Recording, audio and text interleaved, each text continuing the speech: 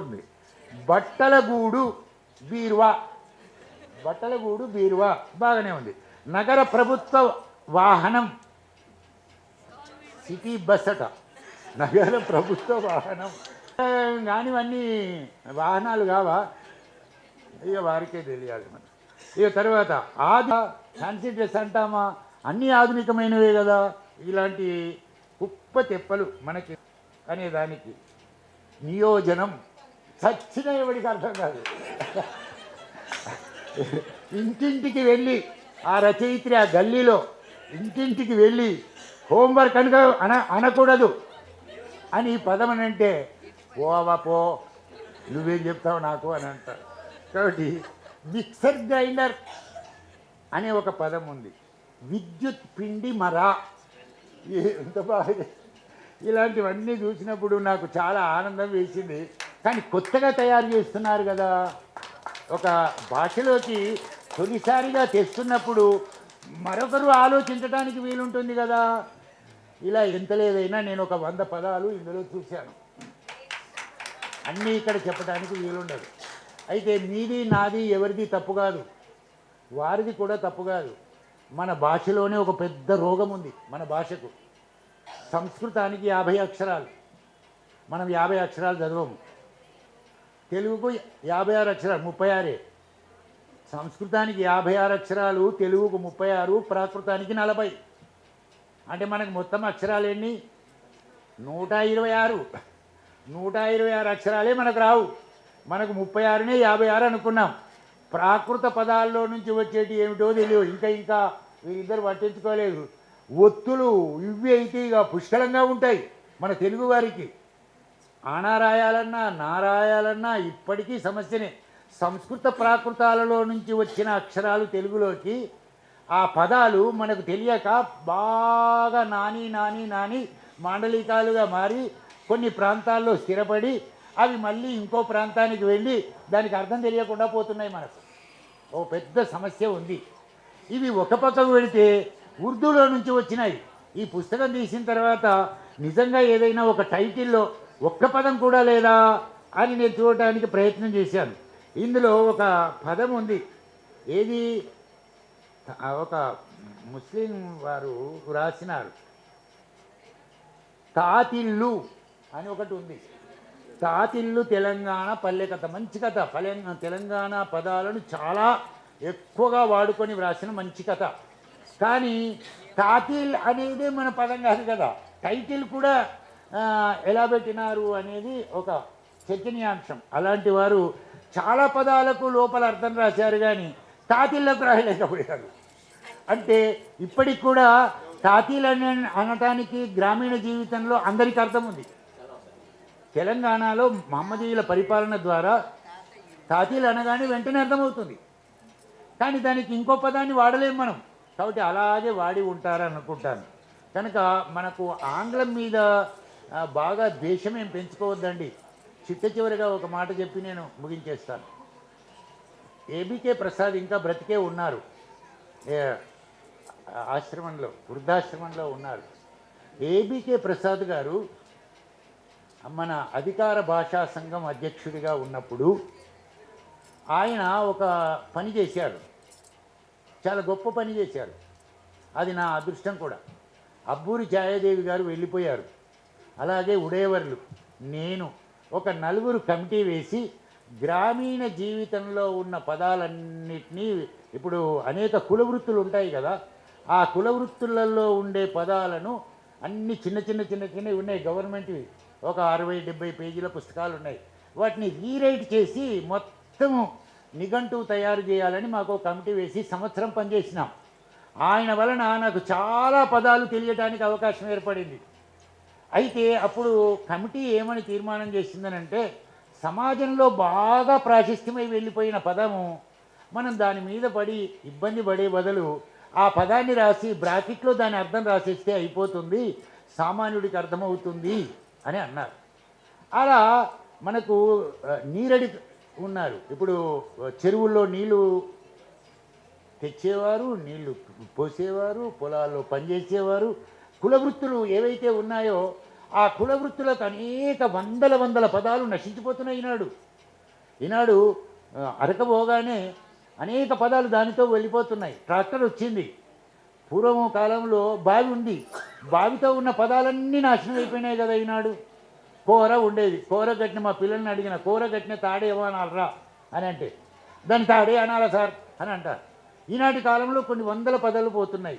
కనుక ఇప్పుడు మనం చేయాల్సిన పని ఏమిటంటే ప్రధానమైంది ఎవరైనా కథకుల ద్వారానే నవలాకారుల ద్వారానే భాష బ్రతుకుతుందని నేను ఖచ్చితంగా నమ్ముతాను. కవులకు గేయకారులకు ఇంకా కొద్దిగా తక్కువ, కానీ నవలాకారులు కథకుల ద్వారా బతకడానికి ఎక్కువ అవకాశం ఉంటుంది. ఎందుకు అవకాశం ఉంటుందనంటే సైన్స్లో ఏ పదాలైతే వస్తున్నాయో ఆ పదాలు మన ప్రాంతంలో పుట్టిన కావు గనక వాటికి ఇంగ్లీష్ పదాలే వాడుతున్నారు. మన వాళ్ళు చేస్తున్నారు ఏమిటనంటే వాటికి సంస్కృతం చేస్తున్నారు.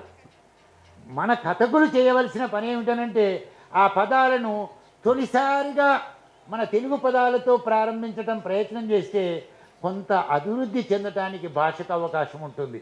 ఇలాంటి కలగూరగంప ఒక అద్భుతమైన, మన భాష కూడా కలగూరగంపనే.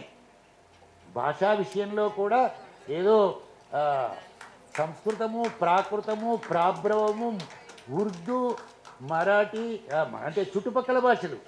ఇప్పుడు మన ఆంధ్రదేశానికి తెలంగాణకు చుట్టుపక్కలన్నీ కూడా ఆదిలాబాద్కు వెళితే మధ్యప్రదేశ్, ఇటుపక్కకు వెళితే మరాఠీ, అటుపక్కకు వెళితే కన్నడ, అటుపక్కకు వెళితే ఒరియా, అనేక ద్రావిడ భాషా కుటుంబంలో 24 భాషలు మన మీద దాడి చేస్తున్న సందర్భంలోనే ఉన్నాం. అయితే కొన్ని పదాలు పోతున్నాయి, కొన్ని పదాలు వస్తున్నాయి. ద్రావిడ భాషా కుటుంబంలో ఉన్న పదాలలో మన కొద్దిగా అధ్యయనం పెరగవలసిన అవసరం ఉంటుందని, అలాగే ఇతర భాషా పదాలు మన తెలుగులోకి వచ్చేటప్పుడు మనదైన పదం ఎలా తయారు చేసుకుంటే బాగుంటుంది అని ఆలోచించాలని చెబుతూ, ఈ విశ్వకర్మ గారు నాకు ముందు మాట రాయమన్నారు, రాయలేకపోయినాను. వారికి సభాముఖంగా క్షమాపణ చెబుతూ ఎప్పుడైనా రాయటానికి ఏదైనా వీలు పడితే వ్రాస్తానని చెప్తూ నాకు మంచి అవకాశం. నేను నిజానికి ఈ సమయంలో కరీంనగర్లో శాతవాహన విశ్వవిద్యాలయంలో మా మిత్రుడు ముత్యం సభలో సిద్ధారెడ్డి కూడా వెళ్ళి మాట్లాడాల్సింది, కానీ ఒక్కసారి మాట ఇచ్చిన తర్వాత వెళ్ళకూడదు అని అనిపించింది. కాబట్టి ఆ కట్టుబాట్లతో ఒక మంచి పుస్తకాన్ని, ఈ పుస్తకం నా చేతిలోకి తీసుకుంటే స్నానాల గదిలో పిల్లాడు స్నానం చేసిన తర్వాత తల్లి ఒడిలో ఎలా ఆనందాన్ని పొందుతాడో ఈ పుస్తకం విషయంలో నేను అంతే ఆనందం పొందినానని చెప్పుకుంటూ ముగిస్తున్నాను.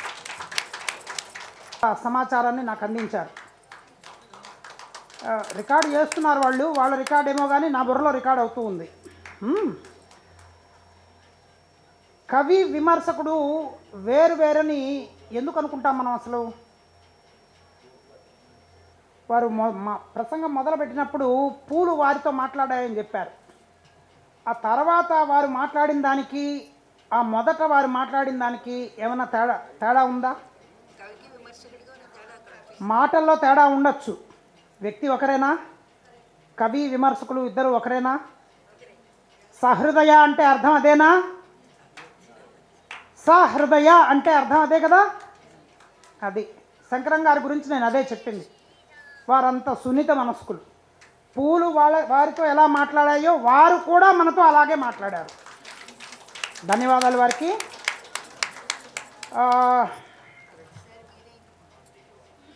మన మరొక అతిథి శ్రీమతి శీలా సుభద్రాదేవి గారు, వారి ఒకే ఒక్క పుస్తకం నేను చదవడం జరిగింది. నెడవోలు మాలతి గారి మీద రచనా సౌరభాలని ఒక మోనోగ్రాఫ్ వారు వెలువరించారు. నెడవోలు మాలతి గారితో చాలా ఏళ్ల క్రితం కొన్ని కథలు అనువాదించేటువంటి సందర్భంలో వారితో నేను తరచూ సంభాషిస్తూ ఉండేవాడిని, ఈమెయిల్స్ అవి చేస్తూ ఉండేవాడిని. వీరి పుస్తకం చదివి చాలా సంతోషించాను. తనకంటూ ఒక ప్రముఖమైనటువంటి స్థానాన్ని పొంది చిత్రకారిణిగా, అలాగే రచయితగా, కవయిత్రిగా, వీరి కవిత ఏదో ఒకటి నేను వెతుకుతూ ఉంటే నాకు కనపడింది. ఏ సాహిత్య రాజకీయాలతోనూ ఎక్కడికక్కడ ముఠాలు కట్టి స్వార్థ ప్రయోజనాలని మడిగాను దడిగాను పరిధులు చుట్టుకొని కూర్చున్నప్పుడు మాత్రమే అక్షరాలు కూడా మసిబారి రంగు తేలిపోతాయి. అలా కానప్పుడు ఏ అక్షరాలైనా పదాల పక్షులై ఆకాశ కాగితం నిండా పంక్తులు పంక్తులుగా విహంగయాగనం చేస్తూనే ఉంటాయి. అదే కదా నేను చేస్తున్నది. గూటి పక్క ఆకుపచ్చని కొమ్మపై కూర్చొని ఆలోచనల్ని ఆలపిస్తున్న నన్ను ఏ పంజరంలోనో బంధించి ఏ చురుకో వేలాడదీయాలని చూస్తావెందుకు? నా స్వేచ్ఛకు హద్దులు పెట్టకు. ఇది కనపడింది నాకు. ఆంగ్ల కవయిత్రి కమలాదాస్ గారు నాకు జ్ఞాపకం వచ్చారు. వారితో నేను పోల్చుకొని శిలా సుభద్రాదేవి గారి రచనను చదివాను. వారితో ఇక్కడ కూర్చున్నాను అన్న విషయమే నాకు అసలు భూమి మీద ఒక 2 అడుగులు గాల్లో తేలుతున్నట్లుగా ఉంది. అమ్మా, మీరు సత్వరం వచ్చి మీ ప్రసంగాన్ని మాకు వినిపించండి. స్టేజ్ మీద ఉన్న, వేదిక మీద ఉన్న సిద్ధారెడ్డి గారు కానీ, శంకరం గారు కానీ, సుధామ గారు కానీ నాకు 50 ఏళ్ళుగా మా కుటుంబ మిత్రులు.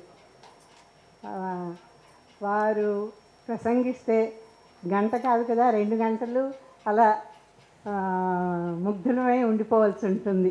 అటువంటి వక్తలు వాళ్ళు ముగ్గురు. నేను రాతగత్తెనే కానీ మాటగత్తెని కాదు, ఎక్కువ మాట్లాడలేను. అయ్యో, ఏదో ఇందాక ఆయన నా కవిత చెప్పినట్లు ఏదో కూర్చొని రాసుకోవడమే నాకు ఎక్కువ ఇష్టమైన పని. అయితే ఈ కలగూరు గంప గురించి వీళ్ళంతా చెప్పేశారు. ఇంకా పెద్దగా నేను చెప్పదగింది ఏమీ లేదు. అయితే నేను హాల్లోకి అడుగు పడుతున్నప్పుడు నేను మీటింగ్కి వచ్చానా ఏదైనా పెళ్ళికి వచ్చానా అని డౌట్లో పడ్డాను. రాగానే అందరూ చుట్టుముట్టి మాట్లాడుతుండి ఫోటోలు తీసుకుంటుంటే నిజంగానే అలాగే ఫీల్ అయ్యాను. సిద్ధారెడ్డి గారు ఇక్కడ కూర్చున్నా సరే పలకరించలేకపోయాను. అయితే ఇది నిజంగానే పెళ్ళే. ఈ పెళ్ళికి పెద్దలు అవధానుల విజయలక్ష్మి గారు, జగన్నాథరావు గారు. అయితే ఇది పెళ్ళి అన్నాను కానీ నిజానికి పెళ్ళి కూడా కాదు, 20 పుస్తకాలు పుట్టినరోజు. వాళ్ళు ఒక్కొక్కడు వచ్చి పుస్తకావిష్కరణకి వస్తుంటుండి ఆ పుస్తకాన్ని చూసుకుంటే అప్పుడే పుట్టిన పిల్లని చూసుకుంటున్నట్టే వాళ్ళ మొహంలో కలకల కనిపించింది. ఎంత ఆనందం! ఆ ఆనందం నేను కూడా అనుభవించిన దాన్నే. అందుకనే వాళ్ళు ఆ పుస్తకం ఆవిష్కరణ చేయగానే అలా పట్టుకున్నప్పుడు వాళ్ళ మొహం చూడాలి, ఎంత అద్భుతంగా ఉందో ఒక్కొక్కరి మొహం. అందరూ కూడా పిల్లల తల్లులు అయినట్లుగానే ఫీల్ అయ్యారు. కొత్తగా పుట్టిన పాపను ఎత్తుకుంటే ఎంత ఆనందమో ఆ ఆనందం అందరూ కూడా అనుభవించారు. అలా 20కి పైగా పిల్లల్ని పుట్టించిన పెద్దలు వీళ్ళిద్దరు. వాళ్ళతో పాటు తమ కూడా పుస్తకాలు వేయించుకున్నారు. ఇక కలగూరు గంప చూస్తుంటుంటే సమాజంలోని ఒక వీధిలోని వెళ్తుండి ఒక్క ఇంటిలోకి తొంగి చూసినట్లుగా అనిపించాయి. అన్నీ కూడా సమాజంలో జరిగే చిన్న చిన్న సంఘటనల్ని తీసుకొని రాసిన కథలు ఇవి. అంతకన్నా నేను పెద్దగా చెప్పదలుచుకోలేదు. ఇది చాలా అనుకుంటున్నాను. ఇకపోతే నేను ఆవిష్కరణ చేసిన ముందు మాట రాసిన పుస్తకాల గురించి 2 మాటలు చెప్తాను. జగన్నాథరావు గారు కథలు పంపించారు నాకు చేయమని, ముందు మాట రాయమని. అయితే చూస్తే 1-2 కథలకి చివర ఎప్పుడు పుస్తకం కథ పబ్లిష్ అయ్యిందో రాసింది. అది ఎప్పుడో చాలా కాలం క్రితమే రాశారే అని అనుకున్నాను. అయితే అందులో ఒక కథ 1966లో ఆంధ్రపత్రికలో విధి బలీయం పేరుతోటి వచ్చిన కథ. 66లో రాసిన కథ ఇప్పటి వరకు వేసుకోలేదు ఆయన. ఇదేంటి అని అనుకొని అప్పుడు వెంటనే కథానిలయం వెబ్సైట్లోకి వెళ్ళి ఆయన పేరుతో సెర్చ్ చేశాను. చేస్తే 15కి పైగా కథలు ఆయన దొరికాయి. అందులో కొన్ని కథలు మాత్రమే ఇందులో కనిపిస్తే ఇదేంటి, అప్పుడు సాధారణంగా 15 కథలు రాగానే పుస్తకం వేసుకోవాలని తొందరపడతాం. అటువంటిది అప్పుడు రాసి 80 తర్వాత వదిలేసినట్లుగా ఉన్నారు. ఉద్యోగరీత్యా అయ్యొచ్చు, బాధ్యతలు ఏమన్నా ఉండొచ్చు. అందువల్ల తర్వాత మళ్ళీ ఇటీవల కరోనా టైంలో మొదలెట్టినట్లుగా చెప్పారు ఆయన. అయితే అవన్నీ చిన్న చిన్న గల్పికల్లాగా అనిపించి ఆ, అప్పుడు కథలే వేసుకుంటే బాగుంటుంది అని నేను కొంచెం సలహా కూడా ఇచ్చాను. ఎందుకంటే 66 నుంచి 80 వరకు వచ్చిన కథల్లో చాలా వరకు ఆంధ్రపత్రికలో పడిన కథలు. ఆంధ్రపత్రికలో కథ పడింది అంటే రచయిత చాలా పొంగిపోయే రోజులు అవి. అందులో ఒక గుర్తింపుగా ఫీల్ అయ్యేవాళ్ళం. అటువంటిది అందులో కథలు పడి అవన్నీ అలా మూలపడేసాయి, ఉంచారేమిటండి అని అన్నాను నేను. ఆ రకంగా అప్పుడు కథలన్నింటినీ కూడా సేకరించి ఒక పుస్తకంగా తీసుకొని రావడం చాలా సంతోషం అనిపించింది. నా మాట మన్నించి కూడా కొన్ని కథల్ని తీసేసి ఆ కథల్ని, పాత కథల్ని ఎక్కువగా వేసినందుకు ఆయనకు ధన్యవాదాలు తెలియజేస్తున్నాను. అంతేకాకుండా తర్వాత రాసిన కథలు చాలా వరకు గల్పికలు అన్నాను కదా, త్వరలో గల్పికా కదంబాన్ని కూడా వెలువరిస్తారని అనుకుంటున్నాను, ఆశిస్తున్నాను, తేవాలని అనుకుంటున్నాను. అయితే ఈ కథల్లోని 50 ఏళ్ల కిందటి జీవితాలు అప్పుడు ఎలా ఉన్నాయి, అప్పుడు కుటుంబాలు ఎలా ఉన్నాయి, అప్పుడు ఆడపిల్లల పరిస్థితి, జీవితం ఎలా ఉంది అయితే అని ఎక్కువగా ఉన్నాయి. అయితే అవి మారిపోయాయా? మారిపోలేదు. కొంచెం మార్పులు చేర్పులతోటి ఇప్పటికీ కూడా చాలా సమస్యలు అలాగే ఉన్నాయి. అందువల్ల 50 ఏళ్ల కిందటి కథలైనా సరే అవి ఈనాటికి కూడా సమకాలీన కథలే. అమ్మాయి పెళ్ళికి సంబంధించి అప్పుడు ఎంత కష్టం ఉండేదో ఇప్పుడు కూడా చదువుకొని ఉద్యోగం చేస్తున్నా సరే ఆ అమ్మాయికి మంచి సంబంధం దొరికే వరకు తల్లిదండ్రులకి గుండెల మీద కుంపట్లాగా ఫీల్ అవుతారు. ఇది ఈ కథల్లో కూడా ఉన్నది. అటువంటి చాలా కథలు ఉన్నాయి. అందులోని ఒక కథ నాకు చాలా ఆకర్షించింది. అది కుంజికుట్టని కథ. అది ఒక మంచి ఉద్యోగస్తుడైన తల్లిదండ్రులకి ఒక మరుగుజ్జు పుత్రుడు పుడతాడు. అటువంటి అంగవికలుడైన పిల్లాడు పుట్టినప్పుడు వాడిని పెంచడం, మనం చెప్పుకోవడం, చూపించుకోవడం పక్క వాళ్ళకి కొంచెం బాధగానే ఉంటుంది.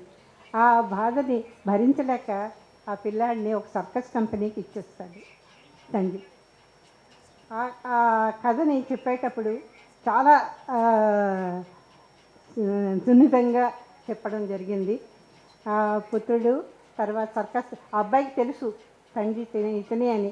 ఆ బాధను కూడా తను దాచుకొని ఒక బఫూన్గా సర్కస్లో ఎలా బతికాడు ఇవన్నీ కూడా కథలో చెప్పారు. ముగింపులోని ఆ అబ్బాయి సంపాదించిన సొమ్ము అంతా కూడా ఆ సర్కస్ కంపెనీకే ఇస్తాడు.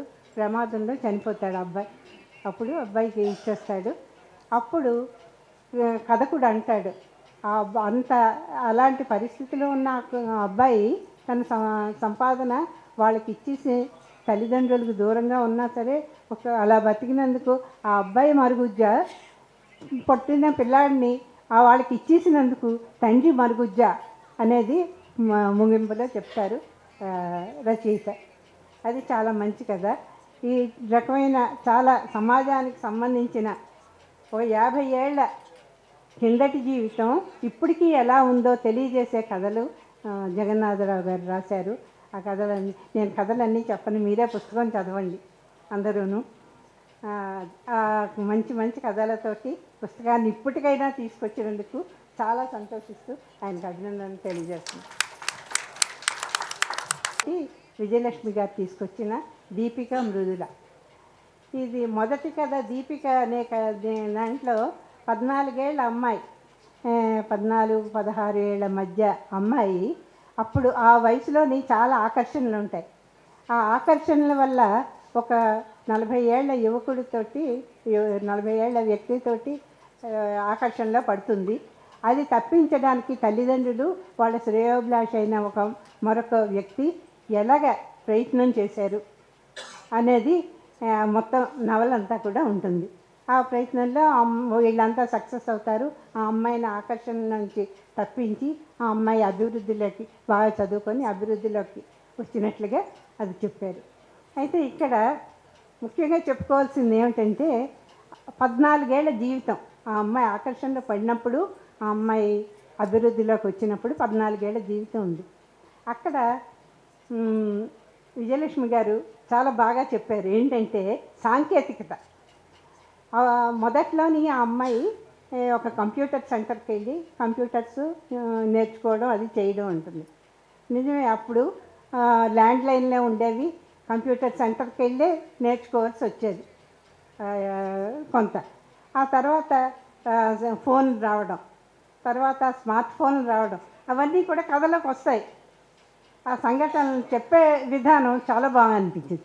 చివరికి ఆ అమ్మాయి అభివృద్ధిలోకి వచ్చింది అని చెప్పినప్పుడు ఆ అమ్మాయి స్కైప్లోని తల్లిదండ్రులతోటి శ్రేయోభిలాషతోటి మాట్లాడుతుంది. అంటే 14 ఏళ్ల జీవితంలో సాంకేతికత మన జీవితాల్లో ఎలా వచ్చింది, ఎలా మారింది అనేది అందులో చాలా బాగా చెప్పారు. అంతేకాకుండా మంచి పఠనీయత, విజయలక్ష్మి గారి రచనల్లోని చెప్పుకోదగ్గది పఠనీయత.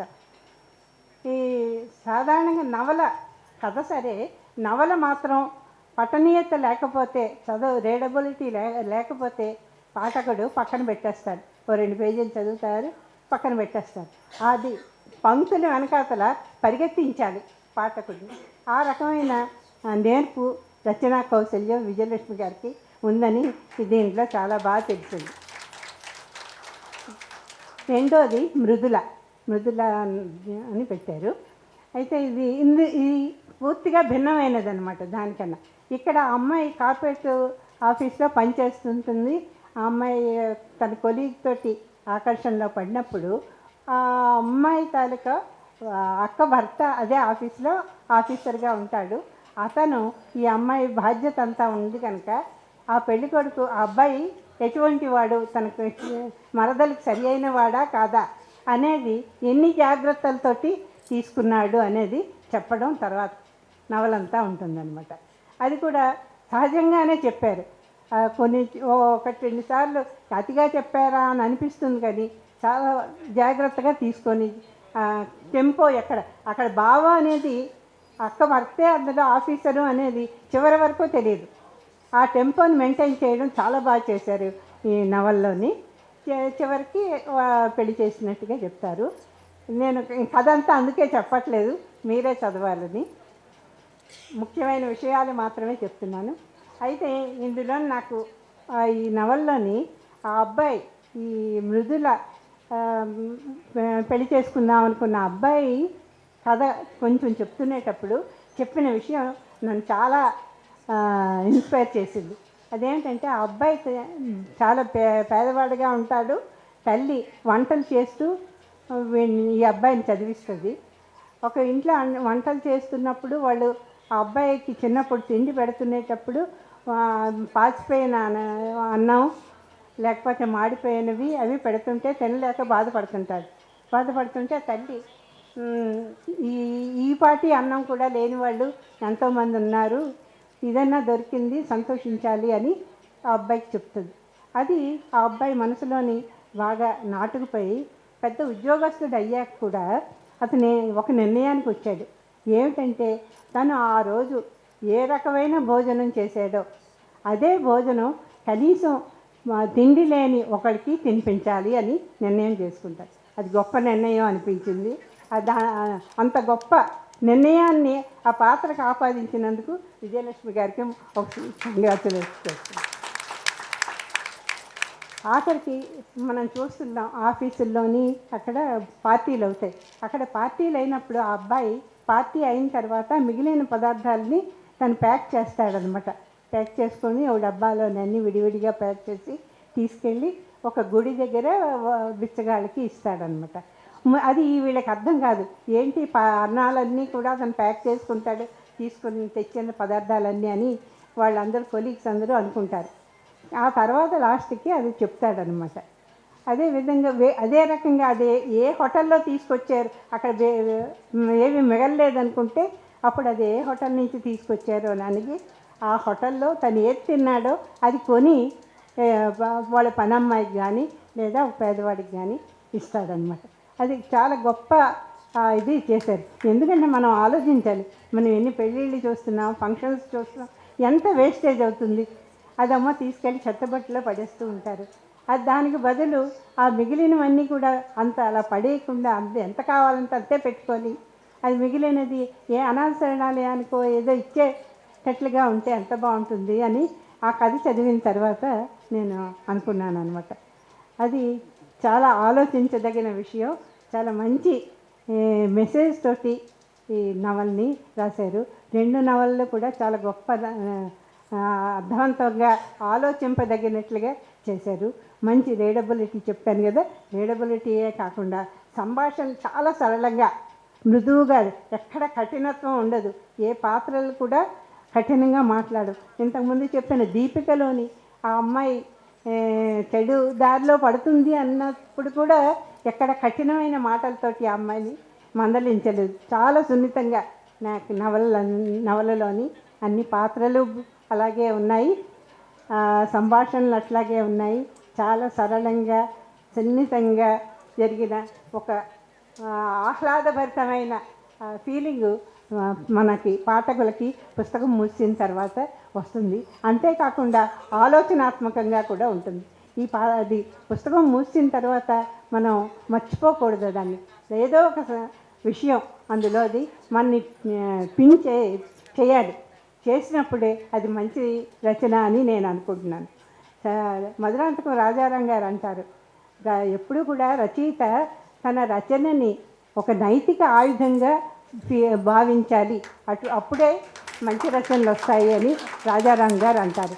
మన సమాజంలో కానీ మన కుటుంబంలో కానీ ఎక్కడైనా సరే మనం ఆ ఆయుధంతో ఏమన్నా వాళ్ళ మార్పు తేగలిగితే, ఆలోచింపజేసినట్లయితే అది మంచి రచన అని నేను అనుకుంటున్నాను. ఇంత మంచి రచనలు ఇచ్చినందుకు విజయలక్ష్మి గారికి, జగన్నాథరావు గారికి ధన్యవాదాలు తెలియజేస్తున్నాను, అభినందనలు తెలియజేస్తున్నాను. నమస్కారం.